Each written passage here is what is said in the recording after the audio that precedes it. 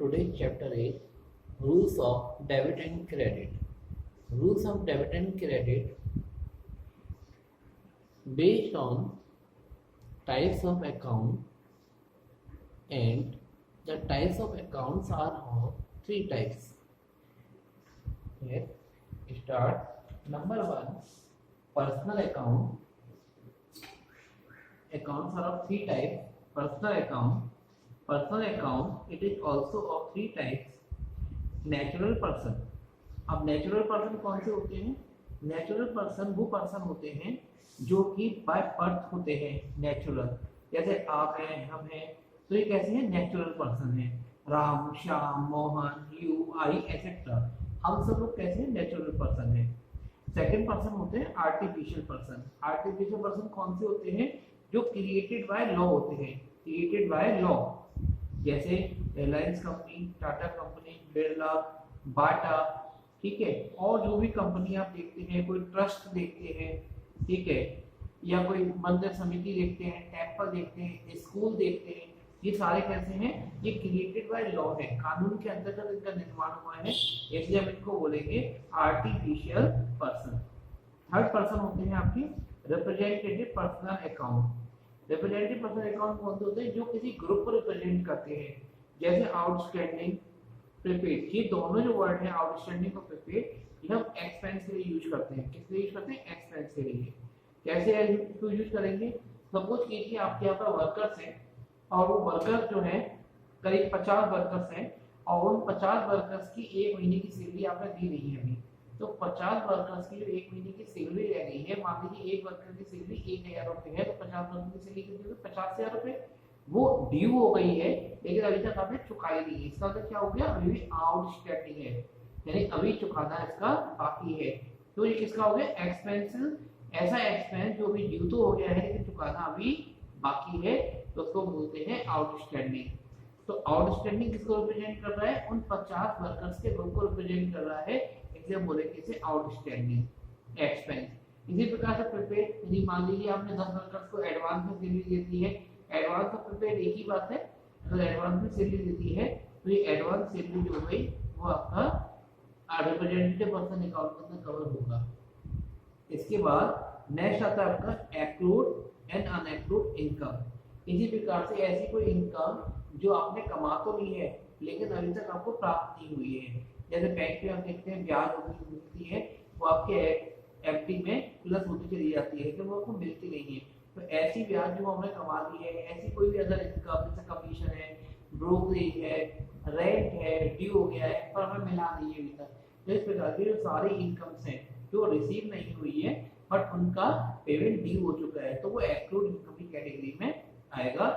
और अनएक्रूड इनकम वो है जिनको हमने एडवांस में प्राप्त कर लिया, लेकिन अभी ड्यू नहीं हुई है, यानी मिलना अभी इसका निश्चित नहीं हुआ है, तो इस सारी इनकम को बोलेंगे अनएक्रूड इनकम. इसके बाद में आपका थर्ड अकाउंट आता है आपका रियल अकाउंट. रियल अकाउंट कौन से अकाउंट होते हैं? रियल अकाउंट रिप्रेजेंट करते हैं असेट्स को. अब असेट कौन सी असेट्स हो सकती हैं? असेट्स हो सकती है टेंजिबल असेट्स. टेंजिबल असेट कौन सी असेट होती है? जिनको हम आंखों में देख सकते हैं, हाथों से छू सकते हैं. See and touch, can see and touch. तो जिनको हम आंखों में देख सकते हैं, हाथों से छू सकते हैं, वो कौन सी असेट्स है? सपोज कीजिए कि मेरा व्हाइट बोर्ड है, ये मेरी कैसी असेट है? टेंजिबल असेट है, क्योंकि मैं इसको छू भी सकता हूँ और इसको टच देख भी सकता हूँ. इसी प्रकार से आपके घर पे कार है, मोटरसाइकिल है, गाय, भैंस, घोड़े, जो भी हमारी संपत्ति हो सकती है, पंखा है, बिल्डिंग है, फर्नीचर है, ठीक है, जिनको हम देख सकते हैं, वो सारी हमारी असेट्स हो जाती है टेंजिबल असेट्स. और इंटेंजिबल असेट कौन सी होती है? जिनको हम महसूस तो कर सकते हैं लेकिन छू नहीं सकते, ऐसे असेट हो जाती है हमारे intangible asset that can't see and touch, जिनको हम देख नहीं सकते और छू नहीं सकते, और ये असेट को बोलते हैं इंटेंजिबल. और ऐसी कौन सी असेट्स होती है? सपोज ये कंप्यूटर सॉफ्टवेयर, आप कंप्यूटर सॉफ्टवेयर को कंप्यूटर में अपलोड कर देते हैं, डाल देते हैं. मोबाइल में बहुत सारे एप्लीकेशन आप लोग डाउनलोड कर लेते हैं, तो इनको हम छू नहीं सकते, टच नहीं कर सकते, बता नहीं सकते इनका फेस कहाँ पर है, इसकी पूंछ कहाँ पर है, ऐसा कहीं कुछ बता सकते हैं क्या? नहीं बता सकते ना. ध्यान में किसी का स्ट्रक्चर डिफाइन ना कर सके, ऐसी एसेट होती हमारी इंटेंजिबल असेट, इनको हम देख नहीं सकते और छू नहीं सकते, लेकिन इनकी अपीयरेंस हम महसूस करते हैं.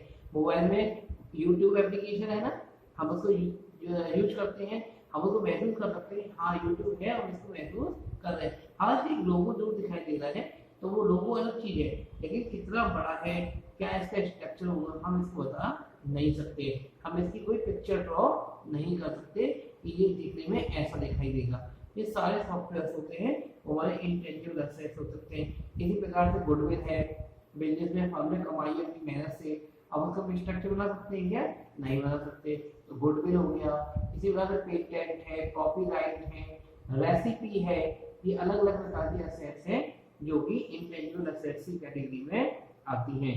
इसके बाद थर्ड अकाउंट आपका होता है नॉमिनल अकाउंट, और नॉमिनल अकाउंट में क्या क्या आता है, it covers all expenses and incomes. अब एक्सपेंसेस को हमने दो पार्ट में डिवाइड किया है, एक्सपेंसेस हमारी दो पार्ट में डिवाइड होकर आती हैं, एक होती है डायरेक्ट इनकम। डायरेक्ट इनकम कौन सी होती है, कंसर्न विद मैन्युफैक्चरिंग और परचेज ऑफ गुड्स और anything in which business is dealing, जिसमें बिजनेस डील कर रहा है, वो सारी हमारी जो असेट्स होती हैं, हमारी असेट्स होती हैं डायरेक्ट असेट्स, ठीक है।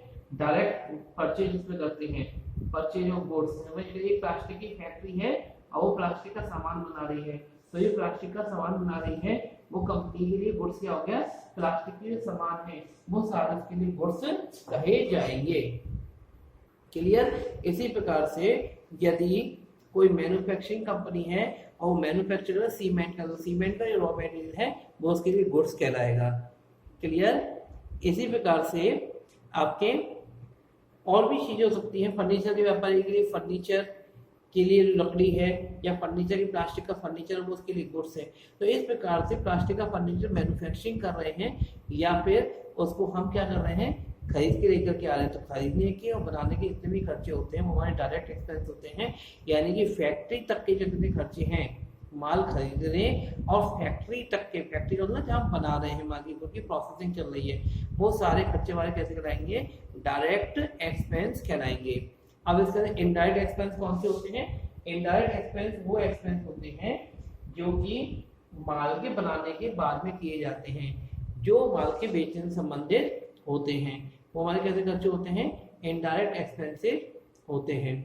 ठीक है। इनडायरेक्ट एक्सपेंसेस इंक्लूड्स, कौन कौन से खर्चे आएंगे इसके अंदर, इनडायरेक्ट एक्सपेंसेस के अंदर, इनडायरेक्ट एक्सपेंसेस के अंदर हमारे खर्चे आएंगे ऐसे खर्चे जो कि ऑफिस से संबंधित है। ऑफिस में क्या होता है, लिखा पढ़ी होती है, अकाउंट ऑफिस होता है, ठीक है। ये क्या करता है, इतना माल बेचा खरीदा इन सब की डिटेलिंग करते हैं, आपने देखा ना बुक कीपिंग वाला जो काम होता है वो अकाउंट ऑफिस में होता है, ठीक है। इसके अलावा जो क्लर्क वगैरह है उनकी सैलरी है, ऑफिस की मेंटेनेंस है, ऑफिस का रेंट है, ये सारे खर्चे जो होते हैं इनडायरेक्ट एक्सपेंस की कैटेगरी में आते हैं। यानी जो माल को बनाने के बाद उसको रिकॉर्डिंग के लिए और उनको बेचने के लिए, उनका डिस्ट्रीब्यूशन करने के लिए जितने भी खर्चे किए जाएंगे वो सब इनडायरेक्ट कैटेगरी में आएंगे। तो हम क्लासीफाई करते हैं, अगर हेड्स में अगर क्लासीफाई करें तो कौन कौन से खर्चे हुए हमारे इनडायरेक्ट एक्सपेंसेस में खर्चे हुए, office expenses, sales expenses, distribution expenses, finance cost जैसे interest on loan, interest on borrowing etcetera, ये हमारे खर्चे हो जाएंगे, इनको हम बोलेंगे इनडायरेक्ट एक्सपेंसेस ना। अब ये क्लियर हो गया है कि इनडायरेक्ट एक्सपेंसेस कौन से एक्सपेंस होते हैं, ऐसे एक्सपेंस जो कि माल के बनाने के बाद में किए जाते हैं, वो सारे खर्चे हमारे इनडायरेक्ट एक्सपेंसेस होते हैं। कुछ लॉस भी होते हैं जो माल के बेचने से संबंधित होते हैं, कोई लॉस हो गया, किसी एसेट को बेचने से संबंधित लॉस हो गया, वो सब भी इनडायरेक्ट की कैटेगरी में ही आएंगे, या अदर की कैटेगरी में भी हम इनको मेंशन कर सकते हैं, ये अब एक्सपेंस होते हैं। फिलहाल rules of debit and credit के लिए हमें क्लासीफाई करना पड़ेगा एक्सपेंसेस एंड इनकम्स को। अब नेक्स्ट आती है बात की बात, इनकम कौन कौन सी होती है। इनकम को भी हम दो पार्ट में ब्रेक कर देते हैं, इनकम को दो पार्ट में ब्रेक करते हैं। कौन कौन सी इनकम हो गई, direct income concern with sale of goods, ठीक है।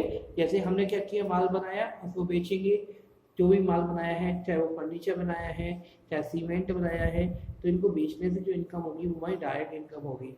कुछ लोग क्या करते हैं, कंस्ट्रक्शन के वर्क में काम करते हैं, तो कंस्ट्रक्शन के वर्क में काम करते क्या करते हैं, बिल्डिंग्स को सेल आउट करते हैं, बिल्डिंग को रेंट पे उठाते हैं, तो इनके लिए कैसी इनकम हो गई, ये डायरेक्ट इनकम हो गई। चार्टर्ड अकाउंटेंट होते हैं, वो क्या करते हैं, फीस चार्ज करते हैं, तो उनके लिए कैसी इनकम है, ये फीस चार्ज करना डायरेक्ट इनकम है। टीचर्स पढ़ाते हैं, पढ़ाने के बदले